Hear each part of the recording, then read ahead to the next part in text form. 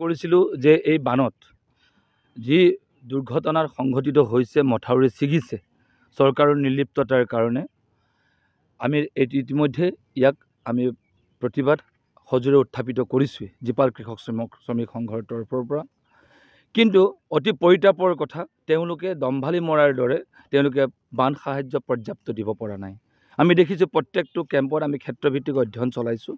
তাত যিটো পশুধনৰ খাদ্য দৈনন্দিন যিটো মহ, গৰু, গাহৰিৰ কাৰণে 5 কেজিকৈ যিটো প্ৰতিনিয়ত দিব লাগে, সেইটো তেওঁলোকে দিব পৰাকৈ সক্ষম হৈ উঠা নাই। আমি ধিক্কাৰ জনাইছোঁ চৰকাৰখনক।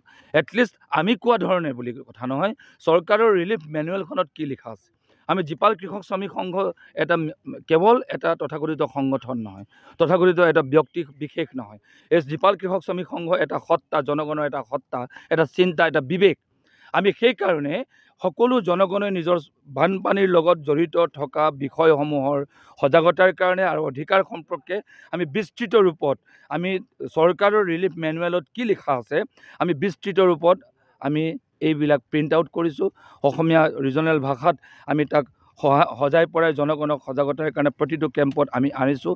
আমাৰ কৰ্মকৰ্তাসকলে, আমাৰ কৰ্মীসকলে গাঁৱে গাঁৱে কেম্পে কেম্পে পৰিদৰ্শন কৰি সজাগতাৰ কাৰণে কাম কৰিছে। কেনেকৈ আমি গৰু গাহৰি পশুধনৰ কাৰণে আমি অধিকাৰ আমাৰ কি আছে, শিপিনীসকলৰ অধিকাৰ কি আছে, মৎস্যজীৱীসকলৰ অধিকাৰ কি আছে, আৰু ভঁৰাল আমাৰ ভাগি গ'লে, ঘৰ এটা ভাগি গ'লে তাৰ কাৰণে অধিকাৰ আমাৰ কি আছে, কি প্ৰাপ্য আমি পাব লাগে, সেই সকলোবিলাকৰ লিপিবদ্ধ ৰূপত আমি এটা ফলক আমি প্ৰস্তুত কৰিছোঁ। আৰু ইতিমধ্যে আমি স্থানে স্থানে আনিছোঁ, জনগণক সজাগ কৰিছোঁ। প্ৰতিটো কেম্পত নিজৰ ধৰণেৰে ৰাইজে প্ৰশ্ন কৰিবলৈ শিকিব। আমি সেই প্ৰশ্ন আমি ৰাইজলৈ এৰি দিছোঁ যে দৈনিক এজন মানুহে কিমান পাব লাগে, এটা গৰু পশুধনে কিমান পাব লাগে, প্ৰত্যেকটো কথাই আমি দফা দফাকৈ ৰাখিছোঁ। আৰু মানুহ এটা যদি কিবা এক্সিডেণ্টলি কিবা যদি হ'ব লগা হয়, বানপানীৰ সময়ত গৰু এটা উঠি যদি যায়, কিমান আমি তাৰ পৰা লাভ কৰিব লাগে, কিমান আমি তাৰ পৰা ক্ষতিপূৰণ পাব লাগে, সকলোবিলাক দিশ সামৰি এটা সজাগতামূলক আমি ফলক আমি আঁৰি ফুৰিছোঁ। আমি আশা কৰিছোঁ জীপাল কৃষক শ্ৰমিক সংঘ হৈছে জনগণক আমি উজ্জীৱিত কৰাটোৱেই আমাৰ মূল ধৰ্ম, জনগণক প্ৰশ্ন কৰিবলৈ শিকোৱাতে আমাৰ ধৰ্ম। গতিকে আমি সেই কামটো আমি আন্তৰিকতাৰে আমি গ্ৰহণ কৰিছোঁ। আমি এনেকুৱা ধৰণৰ NGO নহয়, আমি এনেকুৱা ধৰণৰ ত্ৰাণকৰ্তা দেখুৱাবলৈ গৈ মানুহৰ সহানুভূতি আদায় কৰা সংগঠন নহয়। আমাৰ কথাটো হ'ল, এখন ৰাষ্ট্ৰ, কল্যাণকামী ৰাষ্ট্ৰই শপত লৈছিল চৰকাৰখন গঠন কৰোঁতে জনগণৰ উন্নয়ন আৰু বিকাশৰ সম্পূৰ্ণ দায়িত্ব ৰাষ্ট্ৰখনৰ। এই গতিকে শপত লোৱা, সংবিধানৰ শপত লোৱা ৰাষ্ট্ৰখন ডেফিনেটলি তেওঁলোকে জনগণৰ সকলো দুৰ্যোগৰ সময়ত প্ৰশমনৰ কাৰণে কাম কৰাটো তেওঁলোকৰ নৈতিক দায়িত্ব। কালি আপোনালোকে দেখিছে যে SDRFৰ বুটত গৈ আশা কৰ্মীসকলে প্ৰসূতিসকলক মানে ৰেস্কিউ কৰিবলৈ যাওঁতে সেইসকল মানুহে দিনজোৰাকৈ পানীয়া বটল খাবলৈ পোৱা নাই, তেওঁলোকে তাৰ পৰা এটা টিফিন খাবলৈ পোৱা নাই।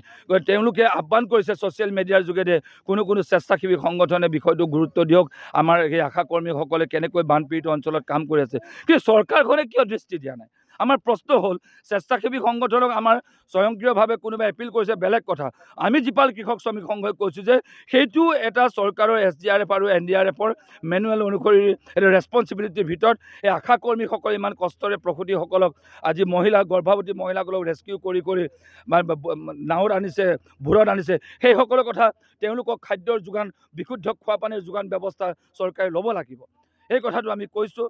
গতিকে জীপাল কৃষক শ্ৰমিক সংঘই এবটলো আমি পানী দিব হয়তো নোৱাৰোঁ, কাৰণ আমি ধন টকা পইচা থকা সংগঠন নহয়। আমি এমুঠি ভাত দিব নোৱাৰোঁ, কিন্তু আমি এটা কথা ক'ব পাৰোঁ যে পানী পাব পৰাও অধিকাৰ যে জনগণৰ আছে, ভাত মুঠি পাব পৰা অধিকাৰ যে আছে, দানা পাব পৰা অধিকাৰ যে আছে, সেইটো জনগণক আমি শিকোৱাটো আমাৰ কাম।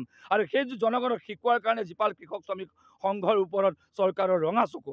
আমাক তেওঁলোকে ভাবুকি দি থৈ যায় যে এইবাৰ যদি ৰিলিফ কেম্পত চৰকাৰৰ মুধা পোটা ব্যক্তি আহিলে, তেওঁলোক যদি প্ৰশ্ন কৰে, ৰিয়েক্ট কৰিলে, আমাক পুলিচ লাঠি চাৰ্জ কৰিবৰ কাৰণে, পালি নেতাসকলক আমাক গতিয়াই বাহিৰ কৰি দিবৰ কাৰণে, পুলিচ প্ৰশাসনক DC SP অফিচত আমাক গ্ৰেপ্তাৰ কৰিবৰ কাৰণে, আমাক চাৰ্জ কৰিবৰ কাৰণে অৰ্ডাৰ দি থৈ গৈছে মন্ত্ৰীয়ে। আমাক দমন কৰিবলৈ নোৱাৰিব। জীপাল কৃষক শ্ৰমিক সংঘ এটা ব্যক্তি নহয়। আমি জেল হাজোত খাবলৈ গৈ ভয় নাই, আমি হাজাৰবাৰ জেল খাবলৈ প্ৰস্তুত আছে জনগণৰ প্ৰাপ্য অধিকাৰৰ কাৰণে। আমি গৰুৱে যে অধিকাৰ পায় সেই কথাটো কোৱাৰ কাৰণে যদি আমি শিক্ষিত কৰাৰ কাৰণে আমাক যদি জগৰীয়া কৰি জেল পঠিয়ায়, আমাক জেল পঠিয়ালে যদি জনগণই যদি গৰুৰ খাদ্য পায়, গাহৰিৰ যদি খাদ্য পায়, গৰ্ভৱতী মহিলাই যদি অধিকাৰ পায়, সকলোবোৰ কথা দাবী সাব্যস্ত কৰি দৰকাৰে জীপাল কৃষক শ্ৰমিক সংঘই আমি জেল বৰণ কৰিবলৈ আমি প্ৰস্তুত আছোঁ। কোনো মন্ত্ৰীৰ ধমকত জীপাল কৃষক শ্ৰমিক সংঘই সতি যোৱা ভকত নহয়।